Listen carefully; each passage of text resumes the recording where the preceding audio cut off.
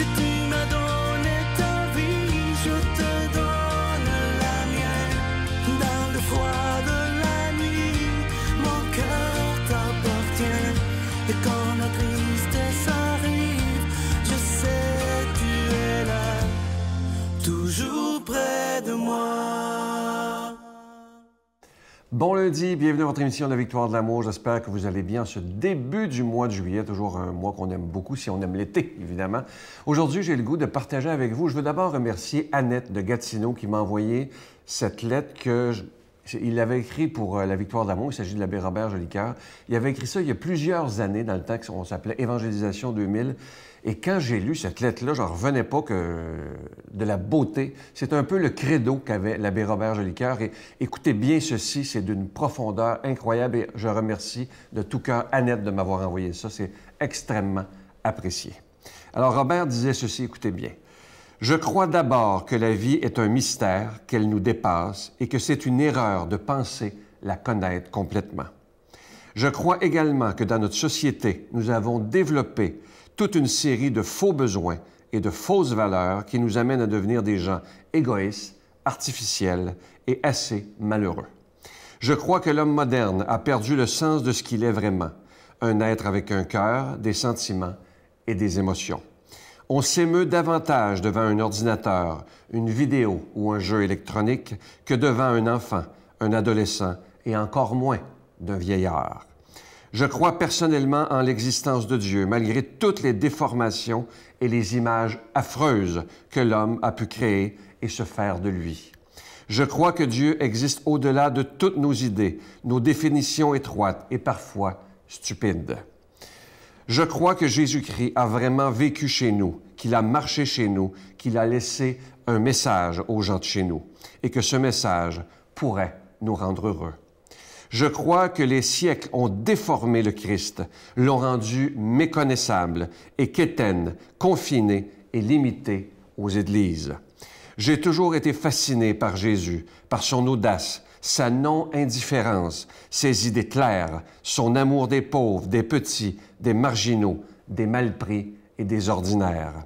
N'oublie jamais, Jésus n'exclut personne, même pas toi. C'était un texte que je trouve absolument extraordinaire. Et lorsqu'il dit, entre autres, à un moment donné dans le texte, que les siècles ont déformé le Christ, les siècles ont déformé Jésus, qu'il en est maintenant, malheureusement, parfois méconnaissable, il a tout à fait raison et je suis tout à fait d'accord avec lui. On s'est fait des images de Dieu tellement terribles. Il y a encore des gens, et ça me rend triste, et ça rendait Robert très triste aussi, lorsqu'il disait aux gens, passez donc au Nouveau Testament, vous êtes encore dans l'Ancien, avec une image que Dieu punit, ou avec une image où les gens disent, mais qu'est-ce que j'ai fait au bon Dieu pour mériter ça? Quand on dit des choses comme ça, on n'est pas dans le Nouveau Testament, on est dans l'Ancien. Et c'est comme si on n'avait pas connu Jésus lorsqu'on ose dire des choses comme ça. Alors oui, les siècles ont déformé le beau visage de Jésus et moi, j'espère qu'avec le temps, on pourra retrouver ce visage magnifique de Jésus, lui qui veut simplement nous rendre heureux, lui qui dit « Mon joug, il est léger ». Jésus, c'est extraordinaire, c'est l'amour pur et une chose est certaine et ne l'oublions jamais, il y a des chrétiens qui ne le savent pas malheureusement. Jésus, vous ne le savez pas, hein, mais il nous veut heureux et heureuses. C'est le plus grand soi. Il veut que l'homme et la femme soient des êtres debout et épanouis, mais pas tout rabougrinés puis toujours en train de chialer. Non, il nous veut heureux et c'est ça qui est important. Alors merci de tout cœur à Robert de nous avoir fait ce si beau credo. Notre Père qui es aux cieux, que ton nom soit sanctifié, que ton règne vienne, que ta volonté soit faite sur la terre comme au ciel. Donne-nous aujourd'hui notre pain de ce jour. Pardonne-nous nos offenses comme nous pardonnons à ceux qui nous ont offensés. Ne nous laisse pas entrer en tentation, mais délivre-nous du mal, car c'est à toi qu'appartient le règne, la puissance et la gloire pour les siècles des siècles. Amen.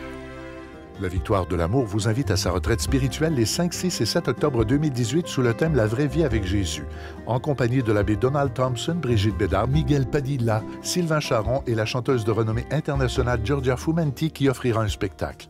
Et comme invité spécial, nous avons le privilège de recevoir l'unique Marcia Pilote. À l'hôtel et suite Le Dauphin de Drummondville, réservé 514-523-4433 ou sans frais 1-888-811-92-91. prends quelques instants pour solliciter votre aide pour le ministère de Victoire de l'Amour. Comme vous le savez, les mois d'été sont toujours très, très difficiles au niveau des dons pour la Victoire de l'Amour. C'est pourquoi, pour tout le mois de juillet, il n'y aura pas de cadeau du mois. C'est un risque, je vous le dis, parce qu'il y a des gens qui décident, bon, on ne donnera pas, ce qui pourrait nous mettre dans une situation extrêmement difficile. Mais avec l'équipe, on a décidé de faire confiance en ce Jésus qui est le maître de l'impossible et en vous tous qui êtes là, pour certains d'entre vous, depuis plus de 23 ans, à soutenir ce ministère. Et on dit qu'on juge un arbre à ses fruits, mais je pense qu'en 23 ans, les fruits sont évidents. Si vous saviez le nombre de vies sauvées par une parole, parfois je rencontre des gens qui me disent: par hasard, je ne crois pas au hasard, le hasard, c'est des clins d'œil de Dieu. Par hasard, je pitonnais le matin et je suis arrivé sur vous et je suis arrivé au bon moment. J'ai entendu la parole d'un intervenant qui m'a fait éviter le pire.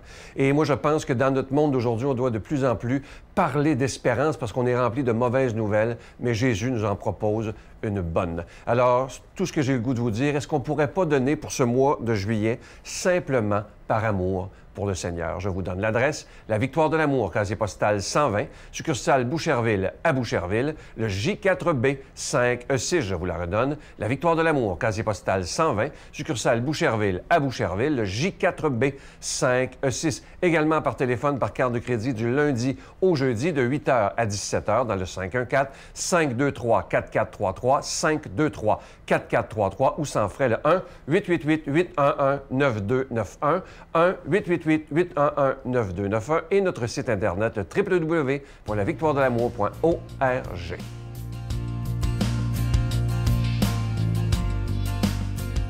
Mon Dieu, donnez-moi la sérénité d'accepter les choses que je ne peux changer, le courage de changer les choses que je peux et la sagesse d'en connaître la différence. Amen. Aujourd'hui, la parole de Dieu est proclamée par quelqu'un qu'on apprécie tous beaucoup, Brigitte Bédard.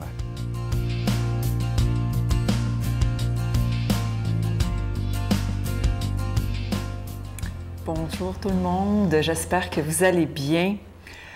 Aujourd'hui, Jésus veut nous dire qu'est-ce qu'il faut pour le suivre. Bien, à quoi il faut s'attendre si on décide qu'on veut le suivre? Je vous avertis tout de suite, ce n'est pas de tout repos. Jésus, voyant une foule autour de lui, donna l'ordre de partir vers l'autre rive. Un scribe s'approcha et lui dit: « Maître, je te suivrai partout où tu iras. » Mais Jésus lui déclara: « Les renards ont des terriers, les oiseaux du ciel ont des nids, mais le Fils de l'homme n'a pas d'endroit où reposer la tête. » Un autre de ses disciples lui dit: « Seigneur, permets-moi d'aller d'abord enterrer mon Père. » Jésus lui dit: « Suis-moi et laisse les morts enterrer leurs morts. » Acclamons la parole de Dieu. Un tout petit évangile, hein? Mais ô combien important. Je vous invite aujourd'hui à retourner le déguster, cet évangile-là, le méditer dans votre moment de prière. Prenez 10 minutes, 15 minutes pour vraiment voir que Jésus... Moi, ce qui me fait rire d'abord, c'est comment il fuit les foules.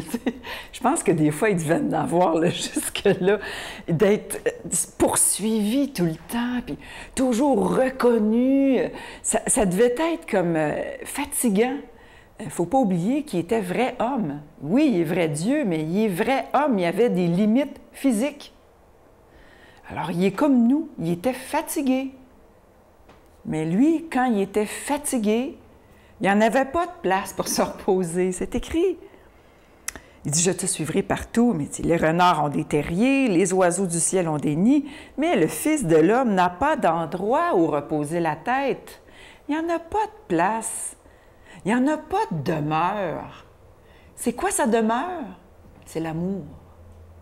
C'est là qu'il habite. Hein, c'est comme quand on parlait le matin dans les chroniques des 7 demeures. La demeure de Jésus, là, c'est le chemin de l'amour. C'est pas un lieu physique. C'est là qu'il habite, dans l'amour. Puis l'amour, ça s'installe pas. Ça ne met pas ses pantoufles, là, puis relaxer en lisant son journal. Ça fait pas ça, l'amour. L'amour incarné, là, comme Jésus a été sur cette terre, Jésus, il ne s'installait pas. Puis on peut à peine le vivre dans notre vie de tous les jours. Quand on est marié, puis qu'on s'est engagé pour la vie, à aimer la même personne de façon inconditionnelle, est-ce que vous pensez que c'est de tout repos? Est-ce que vous pensez qu'on s'installe, puis là, on s'aime? Eh non! J'ai déjà pensé ça, je vous le dis, je l'avoue. J'ai déjà pensé que j'étais arrivée, moi, dans ma vie de couple. Là, on l'a l'affaire.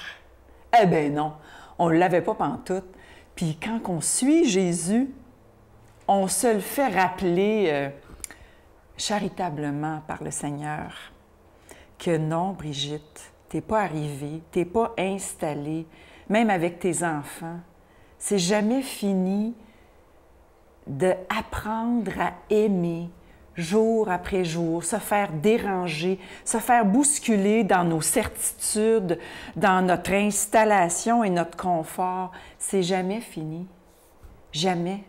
On a toujours quelque chose à apprendre jusqu'au jour, jusqu'à ce qu'on devienne amour. Puis ça, ben, c'est rendu l'autre côté où on va être parfaitement amour, en communion avec le Seigneur, dans la vie de Dieu, on va être avec lui. Là, on va être arrivé. Mais d'ici là, le chemin est ardu, mes frères et sœurs. Le chemin est ardu. Est-ce qu'on veut suivre Jésus vraiment? Est-ce qu'on s'installe ici, puis que c'est terminé, puis qu'on pense que c'est ici la vie, puis que ça finit ici la vie? Bien, j'ai des petites nouvelles pour vous. La vie, ça ne se termine pas ici. L'amour, ça ne se termine pas ici. Ça se termine dans l'autre vie, dans cette vie éternelle qui va être la vie d'amour en Dieu, dans une alliance où on va être avec Dieu. Ici, c'est pas... Donc, on n'est pas fait pour ce monde-ci. On est fait pour l'infini. On est né pour l'infini. Avez-vous déjà pris conscience que vous êtes né pour l'infini? Né pour l'éternité? Ça ne se finit pas ici. Puis si on n'a pas tout compris dans l'amour ici, même si on travaille fort, quand on va arriver sur notre lit de mort, on n'aura pas tout compris. Demandons au Seigneur de nous apporter cette grâce, de nous la donner au nom du Père, du Fils et du Saint-Esprit. Amen. Je vous salue Marie, pleine de grâce. Le Seigneur est avec vous. Vous êtes bénie entre toutes les femmes, et Jésus, le fruit de vos entrailles, est béni. Sainte Marie, Mère de Dieu, priez pour nous pauvres pécheurs, maintenant et à l'heure de notre mort. Amen.